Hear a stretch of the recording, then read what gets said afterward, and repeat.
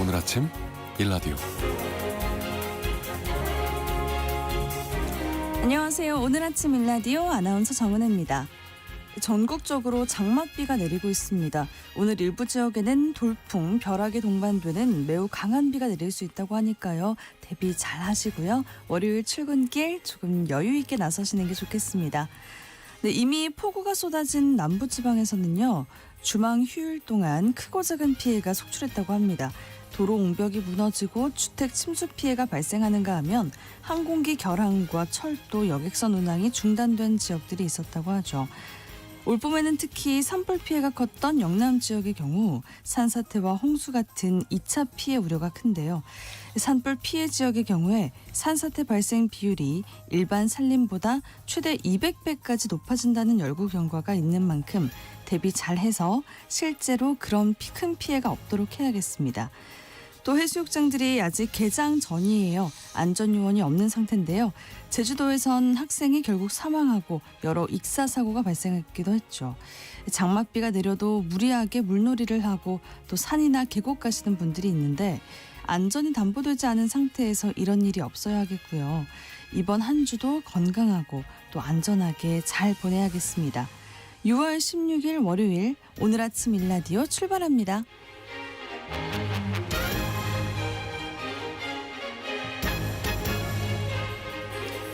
오늘 아침 일라디오 이 시간은 물론 KBS 일라디오의 모든 프로그램은 유튜브 KBS 일라디오 공식 채널이나 모바일 콩 어플리케이션을 통해서 실시간으로 함께 하실 수 있습니다. 매주 월요일 이번 주 농작업 정보 시간이 준비되어 있고요. 청소년들의 진로 문제, 지혜로운 인생의 길을 찾아나가기 위해 지도에 없는 길을 찾아보는 시간을 마련했습니다. 다양한 상담 사례를 통해서 진로 문제에 대해 함께 생각해보는 시간 기대해 주시고요. 네, 청취자 여러분들이 참여하실 수 있는 퀴즈 드리겠습니다. 지난해 이쌀의 작황 부진 여파로 이쌀로 만드는 차 생산에 차질을 빚고 있다고 하는데요. 이달 말부터 올해 이쌀의 수매를 앞두고 좀 안정화가 될 수 있을지 관심입니다. 이쌀은 통상 매년 10부터 12월에 파종을 하고요. 이듬해 5월에서 6월에 수확을 하는데 이쌀에 섞어서 여름철에 열무 비빔밥 같은 거 많이 해먹죠. 또 이쌀로 만든 티백차로 물을 끓여 먹는데 과연 이쌀은 무엇일까요? 가파도, 고창, 군산 등의 여러 지역에서 축제를 하기도 하는데요. 자, 추첨을 통해서 농촌진흥청에서 제공하는 흑삼 세트를 한 분께 향긋한 커피를 드실 수 있는 모바일 커피 쿠폰 4분께 드리도록 하겠습니다. 방송에 참여하실 분들은요. 단문 50원, 장문 100원이 드는 유료 문자 샵 9730으로 보내주세요. 유익한 정보와 살아있는 이야기가 있습니다. KBS 오늘 아침 일라디오. 이번 주 농업기술과 농작업 정보 살펴보겠습니다. 우리 농업유전자원을 국제중자정장구에 기탁을 해서 장기 보존한다고 합니다. 농촌진흥청 대변인실 박승무 농촌지도관님 연결되어 있습니다. 이 소식부터 살펴보죠. 안녕하세요. 네, 안녕하십니까. 네, 우리 농업유전자원을 국제종자저장고에 기탁을 했다고요? 네, 맞습니다. 스발바도 국제종자저장고는 2008년 세계 작물 다양성 재단과 노르웨이 정부가 스발바드 제도에 설립한 세계 최대 규모의 종자 저장 시설인데요. 전 세계 국가가 기탁한 종자를 재난 대비 차원에서 장기 보존하는 곳으로 지구 최후의 날 저장고로 불려집니다. 농촌진흥청은 국내 중요 농업 유전자원을 미래의 애출 불가능한 이용부터 보호하고자 이곳의 안전 중복 보존을 추진해 왔는데요. 지난 6월 초에 국제종자저장고에 우리나라 토종, 옥수수 종자 등 47작물 4천 자원을 추가 기탁했습니다. 그럼 언제부터 이렇게 기탁을 해온 건가요? 네, 2008년 노르웨이 농식품부와 협력을 체결한 이후에 1만 4천 자원 기탁을 시작으로 이번 7차 기탁까지 총 42,272자원이 안전하게 정보 보존 중이고요. 2030년까지 총 7만 5천 자원을 기탁할 계획입니다. 네, 농업 유전자원은 국가의 미래 식량 주권을 지키는 정말 중요한 자산이라고 생각이 드는데 국내에서도 유전자원을 보관하고 있겠죠? 네, 물론입니다. 우리나라는 현재 세계 5위 수준의 식물 유전자원 보유국으로 총 28만 3천여 자원을 보존하고 있는데요. 전북 혁신도시와 수원에 있는 농업유전자원센터 장기저장고에 신규 자원과 증식 자원 등 농업식물유전자원 국가 등록번호가 부여된 자원을 중복 보존하고 있고요. 이렇게 중복 보존된 유전자원은 예기치 못한 사고로 유전자원이 소지되실 때 복원에 활용할 수 있습니다. 그럼 다음 소식도 살펴보도록 하겠습니다. 이른 장마가 시작됐습니다. 농기계 보관과 관리에 특히 주의가 필요하다고요? 네, 맞습니다. 최근 기후변화로 짧은 시간에 집중되는 폭우가 잦아지면서 농기계 침수 피해로 늘고 있는 실정인데요. 침수 피해를 줄이려면 장마철을 앞두고 농기계를 안전하게 보관하고요. 침수됐을 때는 응급조치 요령 등 주의가 필요합니다. 농기계는 비물과 습기 등으로 녹슬거나 부식되지 않도록 기계에 묻은 불순물을 깨끗하게 씻어내고 기름칠을 해서 보관해야 하고요. 야외에 보관할 때는 비닐, 방수 포장 등으로 잘 덮어주고 바람에 벗겨지지 않도록 단단히 묶어주셔야 합니다. 네, 농기계가 침수될 경우에는 어떻게 하나요?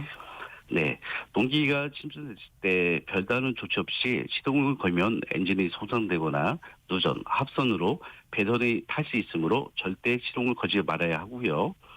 침수된 농기계는 우선 깨끗한 물로 씻어내어 오물을 제거한 후에 물기가 맞으면 기름칠을 하고 각종 필터와 엔진 오일 등 윤활유 그리고 연료는 모두 빼내서 새 것으로 바꾸는 것이 좋습니다.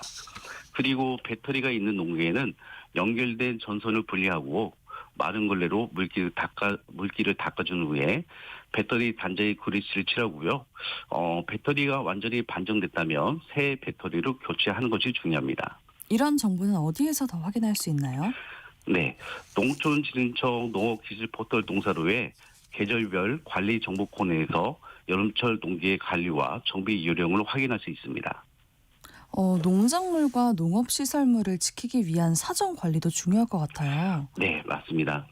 농가에서는 작물 과습, 농경지 침수를 예방할 수 있도록 배수로를 정비하거나 퇴적물 등을 제거하고 배수 펌프 작동 상태를 미리 점검하는 게 중요하고요. 특히 고온 다습한 날씨로 병충해 확산의 위험이 크므로 비가 그친 뒤에 바로 방지할 수 있도록 작물에 맞는 살균제와 살충제를 사전 준비하는 것이 좋습니다. 또한 시설 온실은 골조 휘어짐, 파손 여부를 미리 점검하고 보강해야 하고요. 강한 바람으로 비닐이 날리거나 찢어지지 않도록 고정끈을 단단히 고정하는 등 주의하셔야 피해를 최소화할 수 있습니다. 네, 이번 주 주요 농작업 정보 살펴보겠습니다. 모내기 이후에 벼 관리 어떻게 해야 하나요? 네, 모내기가 끝나고 난 이후에는 물갈이가 매우 중요한데요. 새끼 치는 시기 초기에는 일반적으로 중기 제초제를 주는 시기에 겹치기 때문에 논 바닥이 노출되지 않도록 물을 충분한 깊이로 유지해 줘야 하고요. 이후에는 잡초 발생 정도를 감안해서 물 깊이를 2에서 3cm 깊이로 얇게 유지해서 참새끼가 빨리 생겨 자랄 수 있도록 주의해 주셔야 합니다. 그럼 일찍 모내기한 논의 경우에는 벼가 많이 자랐을 것 같은데 주의해야 할 사항이 있을까요? 네, 일찍 심어 참새끼가 끝난 논은 중간 물떼기를 실시해 주셔야 하는데요. 중간 물떼기 시기는 이삭패기 전 30일부터 40일 사이에 배수가 좋은 사용토에서는 5에서 7일간 논바닥에 가벼운 실금이 갈 정도로 하고요. 배수가 잘 안 되는 점지 토양에서는 7에서 10일 정도 비교적 강하게 해서 구미 가게 해주시면 좋겠습니다. 네, 이번 주 농작업 정보 여기까지 듣겠습니다. 농촌진흥청 대변인실 박승무 농촌지도관이었습니다. 고맙습니다. 네, 감사합니다.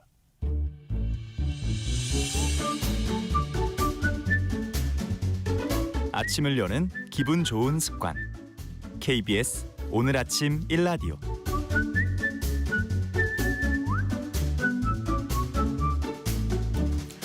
인생에는 정답이 없는 질문들이 참 많은데요. 그 중에 하나가 바로 진로 문제인 것 같습니다. 뭘 하고 싶은지 또 뭘 하면 잘할 수 있는지 청소년기는 물론 어른이 되어서도 여전히 그 답을 찾아 헤맬 때가 있는데요. 지도에 없는 길, 청소년들의 진로 문제, 더 나아가서 인생의 방향을 찾아 나가는 모두의 고민에 대해서 지혜로운 답을 찾아보는 시간 가져보려고 합니다. 문청소년 진로연구소 문경복 소장님 나오셨습니다. 안녕하세요. 안녕하세요. 네, 소장님은 중고등학교에서 교사 생활을 오래 하시고 또 상담교사도 하셨네요. 어떻게 진로 상담을 하시게 됐나요? 교사 1990년에 시작했으니까 꽤 됐네요. 이제 하다 보니까 이런 생각이 든 거예요. 이 아이들 때문에 내가 먹고 살고 뭐 병원도 다니고 여행도 다니고 했는데 그래서 뭔가 아이들하고 같이 가면서 좀 도움을 주고 싶다 하다 보니까 상담을 하게 되고 사실 모든 상담은 진로 상담이잖아요. 그래서 네. 아이들의 진로를 찾아갈 때 함께 좀 가고 싶은 마음에서 시작하게 됐어요. 아, 그 문 씻어서 문청소년 진로연구소예요? 네네네네네. 그렇군요. 누구나 그 시기를 겪어봐서 알겠지만 인생에서 첫 번째 그 선택이 바로 진로잖아요. 어렸을 때는 내가 어떤 진로를 선택해야 하는지 그 고민이 참 가장 큰 고민인 것 같아요. 근데 내가 뭘 하고 싶은지도 잘 모르고 또 내가 뭘 잘하는지 정말 잘 몰라서 고민이 많은 것 같거든요. 상담실을 찾는 학생들이 많나요? 예전보다는 상당히 많아졌죠. 상담이 좀 보편화돼서. 학교에서는 학생들이 많아졌고 학부모님들은 학교 바깥에 있는 상담소를 찾는 경우가 좀 많아졌고요. 네. 그런데 저희들은 학생들이 한 명이 상담실을 들어오면 혼자 들어온다 생각을 잘 안 해요. 그 아이와 그 일과 관계된 그 아이에 관계된 수많은 사람들 심지어는 그 아이의 과거 미래도 같이 들어온다고 생각을 해요. 네. 그래서 단순히 어떤 숫자로만 헤아리긴 좀 어려운데요. 문제는 이제 그 아이들을 다 하나씩 모듬고 하나씩 이야기를 나누려면 선생님들이 너무 지금 부족한 학교의 현실적인 상황. 그렇군요. 이게 좀 안타깝죠. 학부모님들 상담도 많이 하시나요? 네, 많이 합니다. 하루에 한두 분. 하루에 한두 분요. 네. 청소년기의 진로 고민이 심리적 불안이나 또 스트레스로 연결되는 경우가 많다고 하는데 실제로 그런 경향이 있습니까? 그거 우리 다 경험하지 않나요? 시험 볼 때 갑자기 배 아프고 머리 아프고 눈도 안 보이고 막 그런 그렇죠. 경우에 그걸 이제 심리학에서는 방어기제라는 게 있는데 자기를 방어하기 위해서 자기도 모르게 무의식적으로 작동하는 건데 그런 그 몸이 아픈 상황을 신체화라 그래요. 근데 이 신체화가 조금 마음이 조금 한 게 증상은 있는데 병원에 가면 아무 이상이 없어요. 아, 그렇죠. 증상만 있어요. 심리적인 거라서 네. 그런가 몸으로 이제 봐요. 스트레스가 나타나는 거잖아요. 네. 그렇게 돼서 병원에서 이런 경우 있어요. 병원에서 이상이 없어서 밖에 나와서 그 아들이 엄마한테 혼났어요. 너 꾀부리는 거지 공부하기 싫어. 꾀병인 줄 알고요. 그러다가 그 다음날 진짜로 맹장이 터졌어요. 신체화가 진행되면 병리화로 이어지는 게 그게 그렇군요. 안타까운 거죠. 네. 네. 근데 그런 신체화라는 게 왜 일어나는 거고 또 해결 방법이 없는지 궁금합니다. 아까 말씀드린 것처럼 신체화는 그 방어 기제예요. 그러니까 두렵고 힘든 일이 있을 때 자기도 모르게 방어하려고 몸에서 나타나는 증상이거든요. 네네. 이게 뭐냐면 신체화를 일으키는 애들이 대부분 착해요. 그 아들, 딸들이. 그래서 엄마, 아빠 또는 요즘은 할머니들이 선두주자로 등장하기 시작하시는데 네. 그 엄마, 아빠나 할머니가 하는 말씀을 맞다고 생각하고 그렇게 자기도 하고 싶어요. 근데 현실이 안 돼요. 그래서 엄마, 아빠한테 힘든 것, 할머니한테 힘든 것을 갖다가 자기 몸의 아픔으로써 그럼 그분들이 걱정하겠죠. 공격하는 거예요. 그래서 소극적 공격성이라고도 그래요. 자기도 모르게 무의식적으로. 자, 중요한 건요. 그게 그럼 풀렸을 거 아니겠어요? 엄마 아빠 때문에 자기가 힘들었고 자기도 아파서 엄마 아빠 힘들었으니까 일단 됐어요. 네. 신체화도 좀 완화되고요. 그런데 신체화가 왜 나타나냐면 미래에 대한 불안 때문에 나타나거든요. 내가 잘할 수 있을까? 그러다 보니까 이거 불안은 사라지지가 않아요. 그래서 이거 해결 방법은 실없는 농담을 자주 해주셔야 돼요. 정말 뜻밖의 해결 방법이네요. 실없는 농담이요? 예, 뜬금포. 오늘 옷이 좋아? 그럼 애가 엄마 이거 어저께 입었던 건데 매일 좋아? 하고 이렇게 왜 그러세요 어머니? 막 이렇게 애들이 놀라지요. 그런데 그럼 나중에는 이제 이상하게 듣기 싫어요. 엄마 오늘 왜 그래? 이렇게 이야기해요. 여자아이들은 짜증나 막 이러고. 근데 그냥 우리 딸 좋아서. 우리 아들 멋있어서. 그냥 난 너 보면 좋아. 그게 무슨 얘기냐면 진로나 그런 것 상관없이 온전히 그대로 내가 사랑받을 수 있다는 생각? 이런 생각을 하게 되는 순간에 진로가 그 아이를 잡아먹지 않죠. 아니 그러면 그 뜬금포 농담을 하면은 그런 사랑을 느낀다는 거예요? 예. 그렇군요. 무의식적으로. 무의식적으로요? 예, 왜냐하면 농담할 여유가 생긴다는 게 틈이. 농담할 여유가 생기고 그런 식으로 했을 때 나에 대한 관심을 갖고 있구나라는 걸 느끼게 되는 건가요? 네. 우와. 자기 보통 신체화 증상을 보면 자존감이 바닥으로 떨어지거든요. 나는 아무것도 할 수 없어 막 이렇게 생각되는데 아이가 이제 부모님한테 농담 듣고 재미있게 이렇게 하루에 단 1시간 또는 1분이라도 그런 말을 주고받는 시간이 있다면 나는 소중한 사람을 생각이 돼서 거기서부터 출발하게 되죠. 그럼 소장님 농담도 좋지만 칭찬 같은 경우는 어떤가요? 칭찬은 좀 조심하셔야 돼요. 조심해야 돼요. 칭찬을 할 때 그냥 아까 말씀드린 농담 같은 칭찬은 좋은데 오늘은 계획표 다 실천했네 그런 부담으로 다가세요. 맞아요. 부담이 되는 것 같아요. 청소년기에는. 그래서 칭찬은 가능하면 진로와 관계 없는 데서 하셔야 되고요. 네. 신체화의 반대편에 쌍둥이처럼 있는 아이들이 있어요. 행동하라고 막 거칠고 폭력적이고. 네네네. 얘네들은 칭찬하시면 그 폭력이 또 강화될 수도 있어요. 그럼 그 칭찬도 굉장히 조심해서 해야겠네요. 네네. 그래서 칭찬은 정말 할 때 그리고 그 아이가 잘했다는 칭찬보다도 고맙다. 너 노력해줘서 고맙다는 그 고마운 마음을 표현한 쪽으로 가야 되지 그 아이의 업적을 박수치는 거 하다 보면 애들은 조금 더 부담을 느끼죠. 맞아요. 네네. 7237님이 문자를 보내주셨어요. 상담이 필요하다는 건 대화를 하는 길인 것 같아요. 아이들에게 큰 힘이 될 것 같습니다. 좋은 일을 해주셔서 감사합니다. 라고 보내주셨네요. 네, 반응 주셔서 저도 감사합니다. 네. 이런 칭찬은 소장님 참 좋잖아요. 그렇죠? 좋죠. 네. 어른들이 일에 대한 칭찬이 최고죠. 맞아요. 또 요즘 학생들은 어떤 진로 분야에 관심을 많이 갖고 있는지도 궁금합니다. 옛날과 비교해서 진로에 대한 관심이 많이 바뀌었다고 해요. 풍요 속의 그 빈곤이라는 말을 좀 노래 1996년인가 김보영이라는 가수가 불렀던 걸로 지금 기억을 하는데요. 네. 자고 남은 직업이 생겨요. 요즘은 그죠? 맞아요. 그리고 정말 다양해졌죠. 너무 많다는 건 결국은 선택할 게 많다는 것이 아니라 포기해야 될 게 많다는 뜻도 돼요. 그러니까 이 아이들이 요즘 너 이 다음에 뭐가 될래 그러면 구체적으로 답을 안 해요. 근데 뭐라고 얘기하면 돈 많이 벌고 싶은데요. 이게 꿈이에요. 돈 많이 벌고 싶은데 뭐 되고 싶은데 건물주요. 또 제가 세상을 만들고 제가 조절하고 하고 싶어요. 유튜버요. 맞아요, 그리고 맞아요. 남한테 인정받으면서 그리고 자기 하고 싶은 대로 편하게 살고 싶어요. 그게 뭔데? 정치가라고 그래요. 그렇게 보이나 봐요. 아이들 눈에는 그게. 그걸 정치가라고 하던가요? 그렇게 받겠죠. 아이들은요. 자기 인정받으면서 자기 하고 싶은 데 하는 사람들은 뭐 이런 식으로 받겠죠. 특히 남학생들은 그렇게 대답을 많이 하는데요. 네. 근데 이제 문제는 뭐냐면 아이들의 그 청소년기 심리에서 그 뭐 하나를 선택하면 나머지 다 포기하는 걸로 알아요. 근데 애들의 그 분리불안은 아주 원초적으로 힘든 거거든요. 유기불안, 분리불안. 네네. 그래서 꿈을 구체적으로 정확하게 말을 못 해요. 네네. 그렇구나. 예, 가장 큰 감정이 이제 외로움이잖아요. 그렇죠. 예, 소외된 것 같다는 것, 어느 하나 선택하면 나머지는 못하게 될 것 같다는 것 때문에 아이들이 정확하게 대답을 못해서 조심조심하는 것. 그래서 이전 세대와 다른 것이 정확하게 자기 얘기를 안 하기, 정리를 하면 무엇인가 좀 빈곤했던 세대나 시대는 이익을 추구해요. 좀 더 자기한테 도움되는. 근데 많은 것을 갖게 되고 많은 것을 선택할 수 있게 되면 손해를 안 보려는 그런 심리가 있어요. 그러니까 움츠러들고 이야기를 안 해버리죠. 그게 네. 좀 달라졌죠. 예. 네, 9249님이 칭찬 무조건 좋은 것이라고 생각을 했는데 다시 한번 생각을 하게 됩니다. 아까 저희가 이 얘기했잖아요. 네네. 이 부분에 대해서 모르셨던 분들 굉장히 많으셨을 것 같아요. 저 포함해서 네, 오늘 네, 소장님께서 굉장히 중요한 정보를 많이 알려주고 감사합니다. 계십니다. 근데 요즘 청소년들이 진로를 결정하는데 가장 어려움을 겪는 부분은 어떤 점인가요, 소장님? 그러니까 이런 거예요. 아까 이야기하고 좀 겹치는 부분도 있는데 요즘은 진로나 진학을 결정하는데 시스템이 너무 잘 돼 있어요. 각종 검사부터 시작해서 뭐 사이트에서 너무 잘 돼 있어요. 그게 문제가 아니고요. 애들이 그럼에도 불구하고 여전히 자퇴하고 싶어하고 학교 옮기고 싶어하고 또는 뭐 갑자기 예체능 계열로 이과에서 이체능계로 바꾸고 싶어하고 하거든요. 네. 그게 뭘까 하고 이제 생각을 좀 해보게 돼요.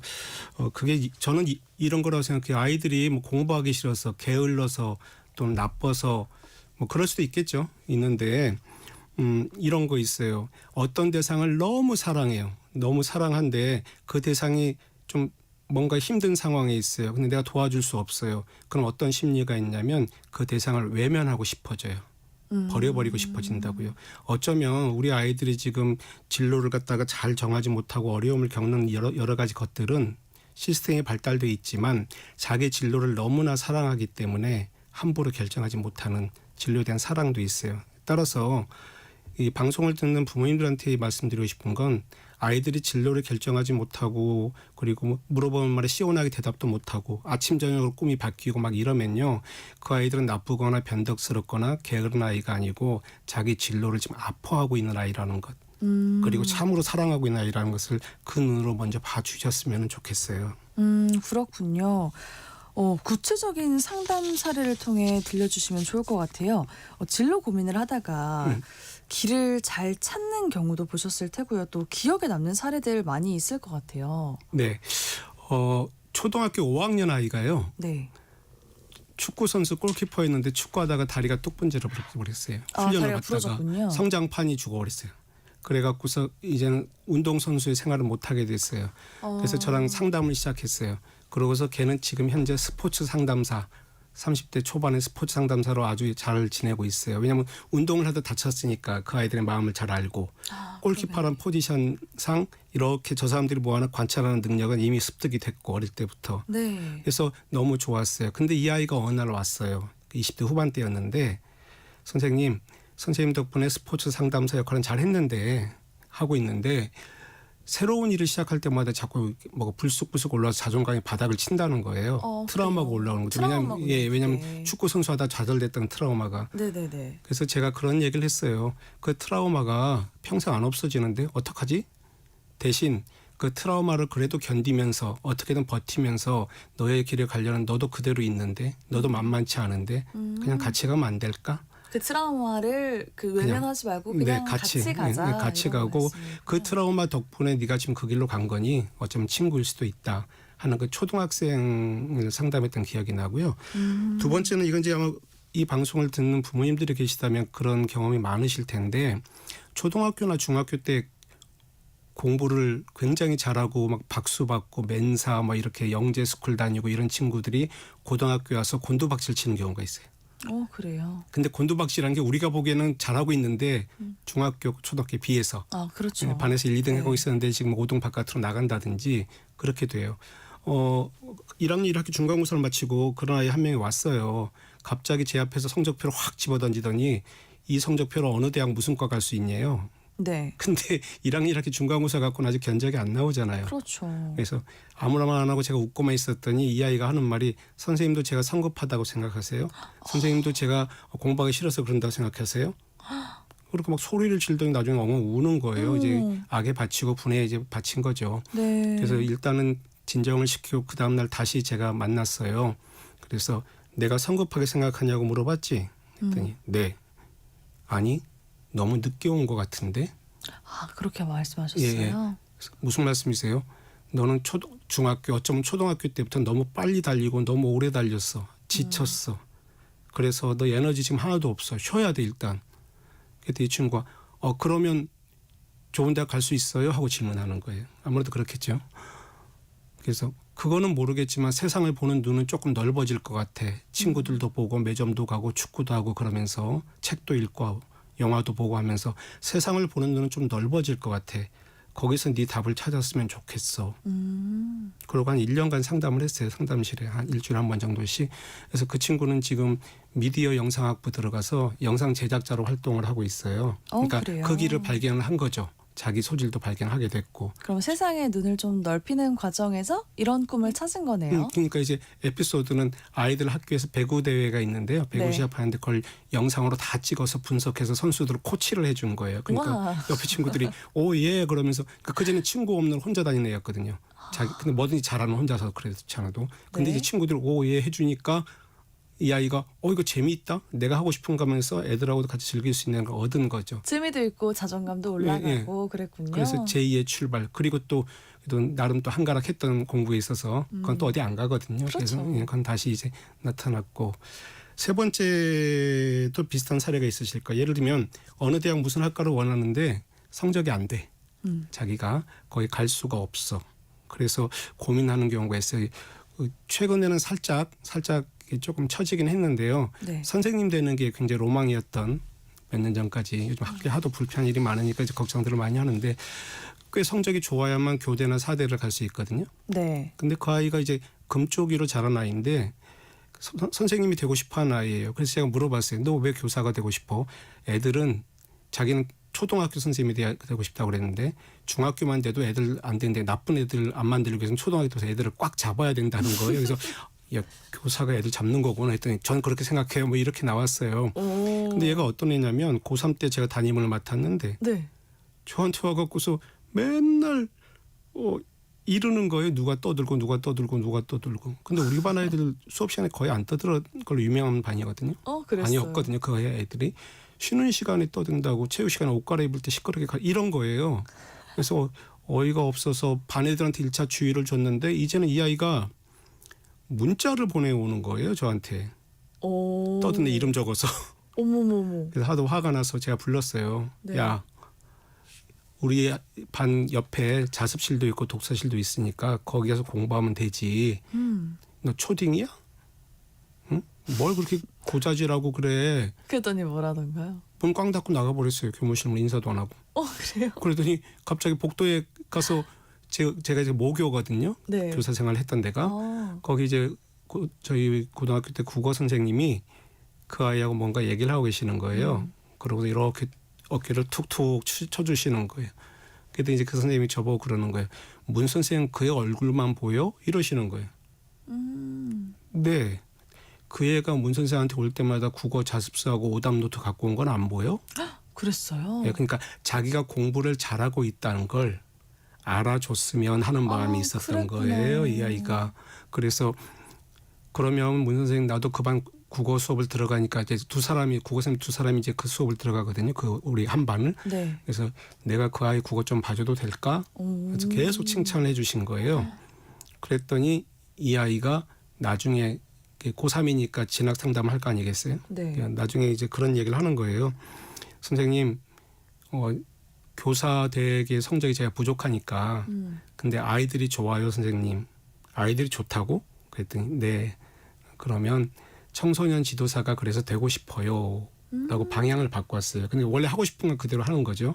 근데 왜 그런 생각했니 했더니 엄한 저와 다독거려주는 그 선생님 덕분에 교사라는 직업은 되게 좋겠다는 생각, 그리고 아이들하고 지내는 직업은 진짜 좋겠다는 생각. 그러니까 교사는 못 돼도 청소년 지도사, 청소년 학과는 갈 수 있는 성적이니까요.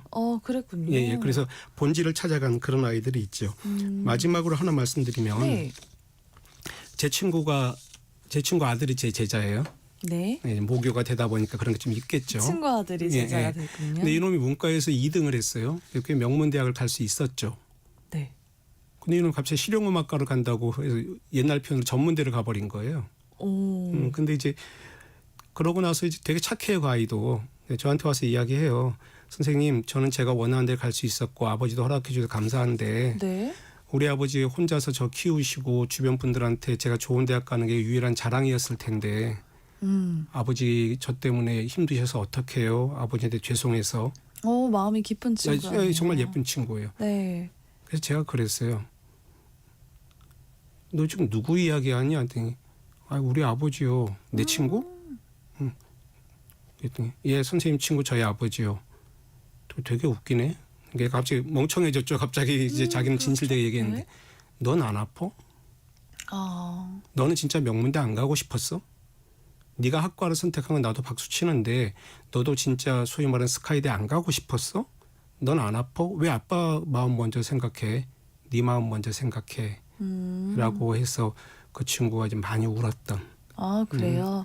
그제야 자기 아픈 마음이 보인 거죠. 아무래도 그 본인은 내가 하고 싶은 거를 선택하기 위해서 명문대가 아닌 전문대를 선택했다라는 그런 마음에 나보다는 우리 아버지를 더 먼저 생각했던 것 같아요. 하지만 그런 선택을 할 때 그 과정에서도 다치고 또 그 힘들잖아요. 그 마음을 어루만져 주신 거네요, 소장님께서. 그렇죠. 네. 이렇게 여러 사례를 들어보니까 다 때가 되면은 자신의 길을 찾아가게 되는데 그 과정을 너무 힘들게 보내는 거 아닌지 싶다라는 생각이 듭니다. 부모와 자식 간에 서로 힘들게 하는 것도 있을 테고요. 그래서 결국에는 자신이 살아갈 길을 찾아가야 하는 건데 스스로를 탐색할 시간이 저마다 다를 것 같아요. 또 주변에서 너무 재촉하는 게 아닌지라는 생각도 듭니다, 소장님. 스스로 진로를 찾기 참 어려운 시기라서 아무래도 부모님의 영향이 참 큰 것 같은데 만약에 부모님과 그 자신의 꿈이 일치하지 않을 때는 어떻게 하는 게 좋을까요? 일단 그거 먼저 이제 이렇게 지적하고 그거 먼저 이렇게 우리가 생각해야 될 것 같아요. 왜 부모님의 꿈하고 자식의 꿈이 일치해야 되죠?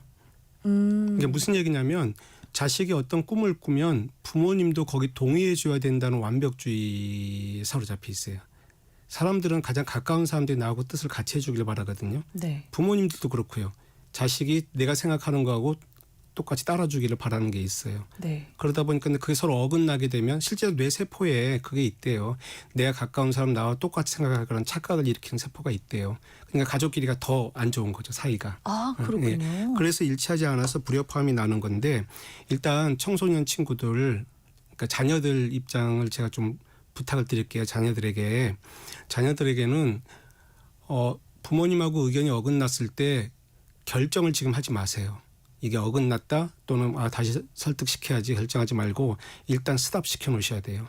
그리고 하루하루 그냥 그날 할 것만 하고 조금 차분히 생각하는 시간을 가질 필요가 있고요. 네. 근데 사실은 부모와 자식의 꿈이 일치하지 않을 때 그 해결의 열쇠를 갖고 있는 것은 부모님입니다. 아무래도 권위자죠. 힘을 갖고 있는 존재니까. 네네. 자, 그런데 톰과 제리라는 디즈니 만화 영화가 있잖아요. 네. 거기 톰이 고양이고 제리가 쥐잖아요. 그렇죠. 근데 주로 톰이 당하죠. 네. 톰이 훨씬 더 힘이 센데. 왜냐하면 톰은 제리 없으면 못 살아요. 저는 그걸 보면서 나중에는 알았어요. 톰이 제리를 사랑하는 거예요. 맞아요. 그거예요. 그러니까 제리는 톰 없어도 살아요. 도망만 치면 돼. 네. 근데 톰은 제리를 품어야 돼. 어떻게든.